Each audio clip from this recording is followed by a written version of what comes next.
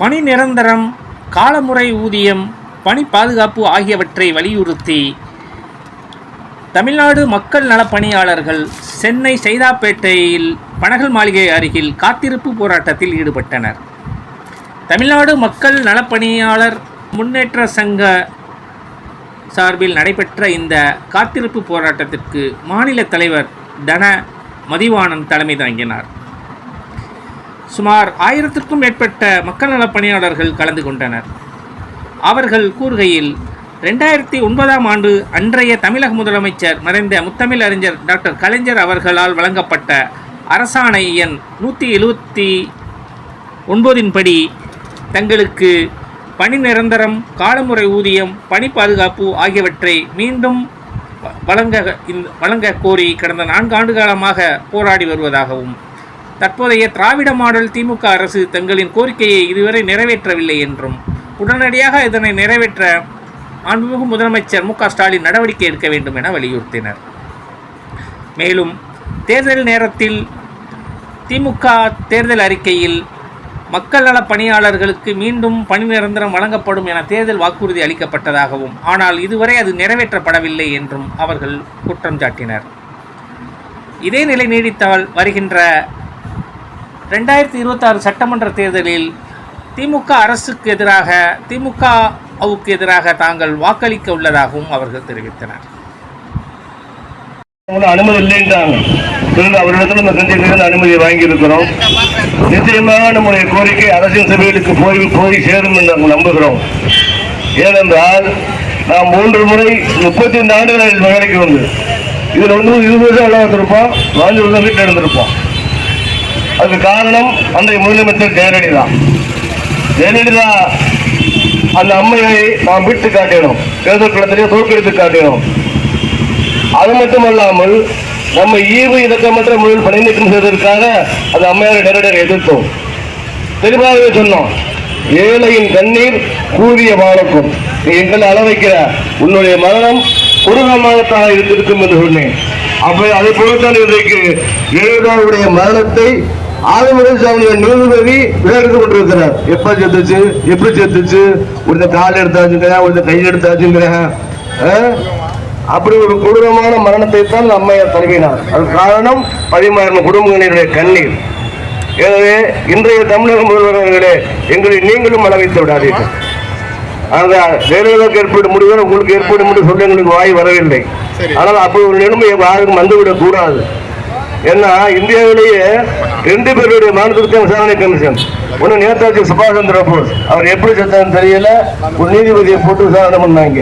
இப்போ இந்த ஜெயலலிதா அம்மா எப்படி செத்துச்சு, சசிகலா சுகப்பை வச்சு கொண்டு சொன்னாங்க, அவர் காலை எடுத்தாச்சுன்னா, கையை எடுத்தாச்சுன்னா, சுகம் கூட்டி போச்சுன்னாங்க. அது அவர் செய்த மிகப்பெரிய பாவம் மக்கள் நல பணியாளர்களை பணி நீக்கம் செய்ததுதான். எனவே அப்படி ஒரு நிலைமை யாருக்கும் வந்துவிடக் கூடாது. மக்கள் நல பணியாளர்கள் 89 பணியாற்றிக்கிட்டே இருக்கிறோம். நமக்கு 2009 சேப்பாக்கம் கிரவுண்டில் உட்காந்து மறியல் பண்ணி தமிழக அரசு நடந்த பேச்சுவார்த்தையிலே தான் அவங்க பணி நிரந்தரம், அடிப்படை ஊதியம், பதவி உயர்வு எல்லாம் வழங்கப்பட்டது. எனவே எங்களுக்கு அரசாணையின் 129 அடிப்படையில் வழங்கப்பட்ட சலுகைகளை மீண்டும் தமிழக முதல்வர் வழங்க வேண்டும் என்று சொல்லியிருக்கிறோம். நீங்கள் அளவைத்தால் நாங்கள் என்ன சொல்வது? உங்களை நம்பி இருக்கிறோம். நாங்கள் உங்களுடைய தங்கைமார்கள் எங்களை காப்பாற்ற வேண்டிய கடமையை உங்களுக்கு தான் இருக்கிறது. எனவே இந்த ஏழை எளிய குடும்பங்களை சேர்ந்தவர்களை காப்பாற்றுவது என்று வேண்டுகோள் விடுக்கிறோம். நீங்கள் நம்ம அரசியலாக சொல்லணும்னா இந்த 13 பேருக்கு பின்னால 17 லட்சம் குடும்பம் இருக்கு. மக்கள் நல பணியாளர்களுக்கு 2009ஆம் ஆண்டு வழங்கிய அரசாணையின் 179 மீண்டும் அமல்படுத்த கோரி இன்றைக்கு டிஆர்டி அலுவலகம் முன்பாக மாபெரும் ஆர்ப்பாட்டத்தை நடத்தினோம். இந்த ஆர்ப்பாட்டத்தின் முடிவில் நம்மை பேச்சுவார்த்தை கிடைத்த துறையினுடைய இயக்குனர் முதலமைச்சர் டெல்லி சென்று திரும்பியவுடன் அவர் சந்திக்க ஆவணம் செய்வதாக சொல்லியிருக்கிறார். நிச்சயமாக எங்கள் கோரிக்கை நிறைவேற்றப்படும் என்ற நம்பிக்கை இருக்கிறது. தன மதிவாணன், மாநில தலைவர், தமிழ்நாடு மக்கள் நல பணியாளர் முன்னேற்ற சங்கம். மொத்தம் எவ்வளோ பேருக்கு சார் இந்த பாதிக்கப்பட்டிருக்காங்க? இவங்க 13,500 பேர். இப்போ இந்த ஆர்ப்பாட்டத்தில் பேசின நிறைய பேர் வந்து திமுக அரசுக்கு எதிராகவே கோஷமிட்டாங்க. இதை பற்றி எல்லாரும் கோபத்தில் இருக்காங்கல்ல. எதனால வந்து இந்த தாமதம் இந்த 4 வருஷமா ஆச்சு பதவி வந்து 4ஆம் ஆண்டு சாதனை கொண்டாடக்கூடிய நேரத்தில் எங்களில் வந்து இன்னொரு குரூப் இருக்கிறாங்க, கம்யூனிஸ்ட் குரூப். அவங்க இந்த பிஜேபியில் போய் கருணாகராஜன் தலையில் கூட்டி வந்து வச்சு தளபதியை ரொம்ப மோசமாக திருப்பிட்டாங்க இந்த ஆர்ப்பாட்டத்தில். அதனால அவர் எங்கள் மேலே போகிறதுல எதுக்கும் செய்யாமல் பெண்டிங் வச்சுக்கிறேன். நாங்கள் அவருக்கு ஆதரவானவர்கள். நீங்கள் போனால் தப்புனாலும் இப்போ நாங்கள் பாதிக்கப்பட்டு இப்போ நீங்கள் நேரடியாக அறிவாலயத்தை சந்தித்து விளக்கலாமே. எல்லாம் நிறையா பாட்டு பேசிட்டான், செய்யணும்னு தான் சொல்கிறாரு. ஆனால் இன்னும் செய்ய மறுக்கிறார். விரைவில் வந்து அதை செய்தார் நாங்கள் நம்புகிறோம். இப்போ டெல்லி போயிட்டு வந்த பிறகு அவர் சந்திக்கிறோம். கண்டிப்பாக சந்திக்கிறோம். தமிழ்நாடு ஃபுல்லாக மக்கள் நல பணியாளர் 13,500 பேர் இருக்கோம். இன்றைக்கி எங்களுடைய கோரிக்கை நிறைவேற்ற சொல்லி ஆர்ப்பாட்டம் மணல் வாய்க்கும் அருகில் வந்து ஆர்ப்பாட்டம் நடத்தினோம். இது இன்றைக்கு முதலமைச்சர் வெளியூர் செல்வதாக இருப்பதால் இன்று முதலமைச்சரை சந்திக்க முடியாது. நீங்கள் கோரிக்கை மனை கொடுங்கள், நாங்கள் நாளை முதலமைச்சரை பேசிக்கொண்டு திரும்ப உங்களை பதிலளிக்கிறோம், முதலமைச்சர்கிட்ட உங்களை பேசுறதுக்கு அழைச்சி செல்லுகிறோம் அப்படின்னு உறுதியளிக்கிறாங்க. உங்கள் பேர் சார்? பேர் திப்பு எஸ் கருசாமி, மாநில துணைத் தலைவர். உங்கள் பேர் என்னன்னா? மக்கள் நல பணியாளர்களுக்கு 2009 வழங்கப்பட்ட அரசாணையின் 173 மீண்டும் நீங்கள் வழங்க வேண்டும் வழங்க வேண்டும் என்று கேட்டுக்கொண்டு நீங்கள் தான் மிக நல்லா உட்கார்ந்துருக்கீங்க. வைக்க முடியும். காரில் ஆக்சிடென்ட் தான் பேச முடியல. எனவே இந்த ஆர்ப்பாட்டத்தை நிறைவு செய்ய வேண்டிய நிலைமை சூழ்நிலை வந்திருக்கிறோம். நீங்கள் அனைவரும் பத்திரமாக ஊருக்கு செல்லுங்கள், வாகனத்தை பாதுகாப்பாக்குங்கள். உங்களுக்கு ஏதாவது பிரச்சனை என்றால் நம்முடைய மாநில தொடர்பு கொள்ளுங்கள். நன்றி.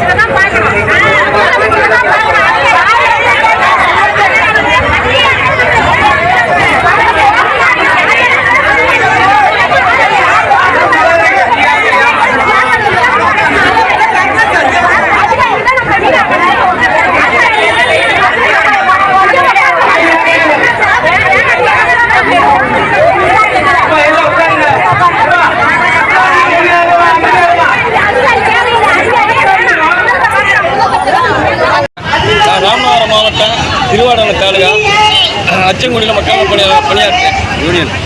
நான் வந்து திமுக கிளை செயலாளர். எங்கள் அப்பா கிளை செயலாளர், நான் கிளை செயலாளர். அதுக்கப்புறம் தான் என் மயனை இளைஞர்கள் சேர்த்துருக்கு. எங்கள் பேர குழந்தை பிறந்தாலும் திமுகவுக்கு தான் ஓட்டு போடுறது. திமுக பாரம்பரிய குடும்பத்தை சேர்ந்தவங்க. 89 கலைஞர் போட்டு இருந்து வேலை பார்த்துருக்காங்க. எந்த ஒரு இதுவும் இல்லை. ஒரு உடல்நிலை சரியில்லாமல் ஒரு மருத்துவ காப்பீடு கூட கிடையாது. ஐசி வார்டில் இருந்து வந்திருக்காங்க. எவ்வளோ வேதனைப்பட்டிருப்பாங்க சொல்லுங்க. என் மாதிரி 13,000 குடும்பங்களுக்கு கண்ணீர் சிந்துறாங்க.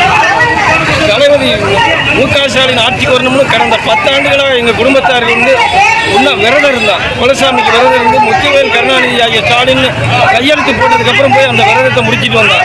அதில் எங்களுடைய சுயநலம் இருக்கு. தலைவர் வந்துட்டார், எங்களுக்கு எல்லா சலுகையும் செய்வாங்க. ஆனால் தலைவர் வந்து எங்களுக்கு எதுவுமே செய்யலை. தினம் நித்த சேர்த்து மறைஞ்சிட்டு இருக்காங்க. எத்தனையோ பஞ்சாயத்தில் 2,500 சம்பளமே கிடைக்காம நாங்களாம் வேலை பார்த்துட்டு இருக்கோம். 5,000 சம்பளம் இந்த 2 மாதம் ஆச்சு எங்கள் யூனியனில் இன்னும் சம்பளம் போடலை. கேட்டால் நிதி இல்லைன்னு சொல்கிறாங்க. நாங்கள் எங்களை பற்றி நாங்கள் என்ன செய்ய முடியும் சொல்லுங்கள். அதனால் தலைவர் நாங்கள்லாம் திமுகவுக்கு 100 ஓட்டாவது நான் PLA 2ல் இருக்கேன். திமுகவில் 100 ஓட்டாவது வாங்கி கொடுத்தா தான் நான் தூங்குவேன்.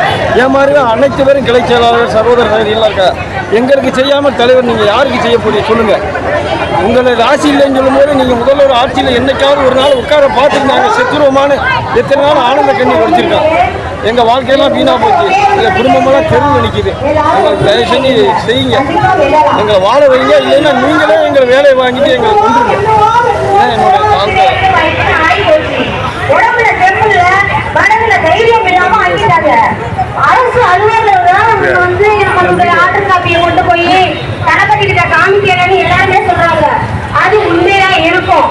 அதை ஏன் சொல்றேன்னா, தளபதி ஐயா வந்து நல்ல ஏற்க மனசு உள்ளவர், மக்களுக்காகவும் பெண்களுக்காக அதிகமா செய்யறவர். ஆனா இன்ன வரைக்கும் நமக்கு வந்து எந்த விதமான ஆர்டர் காப்பியும் வரல. மற்றபடி 2 விதமான பக்கம் வாங்கிட்டு இருக்கோம் அப்படின்னா அது அவருடைய பார்வைக்கு இன்னும் எட்டுற அளவுக்கு அரசு அலுவலர்கள் நடந்து கொள்ளல. இதான் உண்மை. ஆனால் இன்று நம்ம அனைவருமே கடைசி போராட்டம் வந்துடும். அந்த கடைசி போராட்டம் வந்து வெல்லணும். இதை வெல்லாம இதோட உருட்டு போகணும். அதுதான் நினைக்கிறேன். யாரும் தயவுசெய்து போயிடாதீங்கப்பா. காரணம் என்னன்னா, நான் வந்து வயசு உள்ள காலத்துல துள்ளி குதிச்சு வேலைக்கு வந்தேன். இப்ப வயசாகி போய் இன்னைக்கு போராட்டத்துக்கு கூப்பிடும் போது போவோமா போவோமா போவோமா என்ற மன தைரியம் இல்லாம போயிடுச்சு. ஆடு அதாவது 5000 இருந்தாலும் ஆடோட அந்த சம்பளத்தை வாங்கலாம். ஒரு பில்லும் கொம்புக்கு ஒண்ணுமே இல்லையே. அந்த பட்ட விடுறாங்க நம்ம தளபதி ஐயா. ஏன் சார் உங்க குழந்தைகள் தானே, ஏன் இப்படி அழ வைக்கிறீங்க, வெளியில் அழ வைக்கிறீங்க? எங்களுடைய பார்வை உங்களுக்கு கிடைக்கவே இல்லையா? மக்கள் நல பணியாளர், மக்கள் நல திட்டம் அப்படி மட்டும் அறிவிக்கிறீங்க. மக்கள் நல பணியாளர் பணி என்ற வார்த்தை ஏன் வரவில்லை? கண்டிப்பாக உங்கள் மனதில் இருக்கும். ஏன் நிறுத்தி வைத்திருக்கிறீர்கள்? மறுமுறை எங்களை கால் பண்ண ஆதரவுக்காக வைத்துக் கொண்டு இருக்கிறீர்களா? இல்லை நீங்க போனாலும் இப்படியே வந்துட்டு நாங்க தெருவை தெரியணும், எங்க பிள்ளையெல்லாம் நடுக்க வைக்கிறோம். எங்களுடைய குடும்பங்கள் அத்தனை பேருக்கு யாருக்கும் தெரியப்போதும் செல்வத்தோடு இருக்கிறார்கள் என்று சத்தியமா நாங்க யாரும் ஒரு பிள்ளை கூட நாங்க சொல்ல முடியாதுங்க. அங்கே நடக்கிறது என்ன என்றால் படிப்பறை பொறுப்பாளர்கள் நியமிச்சிருக்காங்க. அந்த படிப்பறை பொறுப்பாளர்கள் அலுவலர்கள் நாடுறாங்க. ஆனா திட்ட ஒருங்கிணைப்பாளர் எங்களை நீங்க நியமனம் பண்ணியிருக்கீங்க. ஆனா எங்களை வந்து நீங்க நாட மாட்டாங்க. ஒப்புட்டாங்க வாங்க, அதை செய்ய இதை செய்ய வேறு மட்டும் வாங்கி கொள்கிறார்கள். ஆனால் ஒரு பலருமே இல்லை. இப்படி இருந்து நாங்கள் கஷ்டப்பட்டு துன்பப்பட்டு துயரப்பட்டு இன்னமும் இருப்பதற்கு இந்த மாளிகையில் வாசலிலேயே அடைவதுமே சமாதியை கட்டுவீங்க. அதில் மக்கள் நல பணியாளர்கள் சமாதி என்று எழுதுவீர்கள். இதைதான் நான் உங்களுக்கு சொல்ல முடியும். உங்களுக்கு இலக்கம் உண்டு, உங்கள் மேல் பாசம் உண்டு, எல்லாம் தெரியும். ஏன் இப்படி வெயிட் பண்றீங்கன்னு எனக்கு தெரியவே இல்லை. 4 வருடத்துக்கு மேலாகி விட்டது. ஆனால் எதிர்பார்த்து இப்ப பார்க்க போனா எங்க சகோதர கலைஞர்கள் நான் நிறைய பேர் வந்தவங்க. காரணம் நம்பிக்கை இல்லாமல் இது கிடைக்காது, இவங்க போட மாட்டாங்க, இது நடக்காது அப்படிங்கிறதால வெறும் 7 செய்திருவான். நேற்று சொல்கிறேன், உனக்கு எவ்வளவு சம்பளம் என்று கணித்தலை பொறுப்பாளர்கள் எங்களோட கூட வாங்கினாங்க. 1 நாள் சம்பளம்.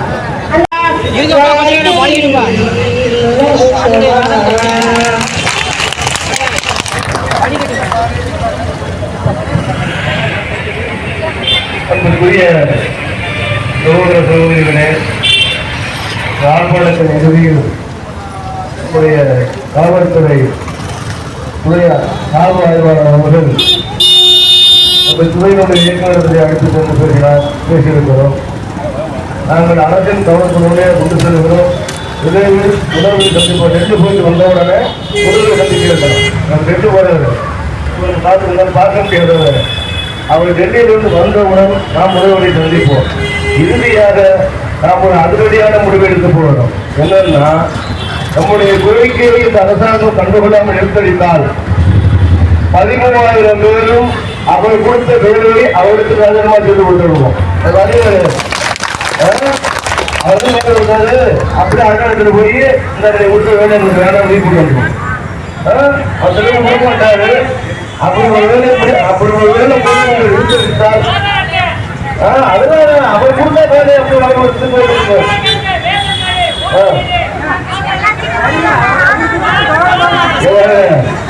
நம்ம ஏழைகள் ஆனால் கோழைகள் அல்ல.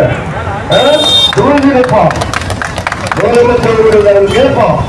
தெரியலையா இந்த நியமனங்கள் எங்கிட்ட வச்சிருந்ததாக சுற்றி கொண்டு நிச்சயமாக நடந்தால் அதிகப்பட்டு உங்களுடைய கோரிக்கையை நிறைவேற்றும். தைரியமாக சென்று வாருங்கள், பாதுகாப்பாக சென்று வாருங்கள். நன்றி, வணக்கம்.